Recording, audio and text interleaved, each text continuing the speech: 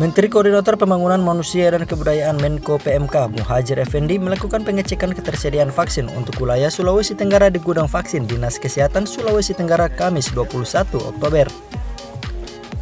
Dalam kesempatan itu, Muhadjir Effendi menyebut distribusi vaksin di Sulawesi Tenggara masih sangat rendah, di mana dari sekitar 4 juta lebih yang dibutuhkan, namun sampai saat ini baru sekitar 1,3 juta dosis yang diterima dari Kementerian Kesehatan.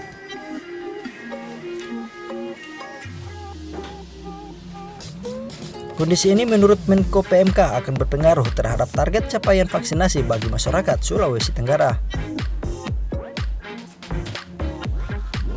Hal ini dapat dilihat dari data Dinas Kesehatan. Dari 17 kota kabupaten yang ada di Sulawesi Tenggara, hanya kota Kendari yang sudah mencapai 60%, sedangkan daerah lainnya masih di bawah 30%. Begitu juga vaksinasi dosis ketiga bagi tenaga kesehatan atau nakes di Sulawesi Tenggara yang baru mencapai sekitar 0,4%.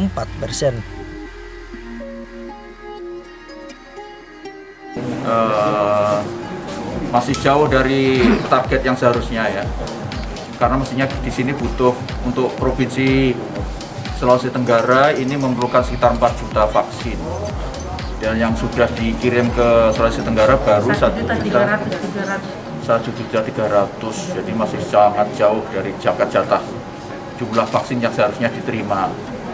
Oleh sebab itu juga berpengaruh terhadap target yang harus dicapai. Saya lihat tadi untuk kabupaten kota rata-rata masih di bawah 30 ya, masih di bawah 30%, kecuali kota Kendari yang sudah 60%.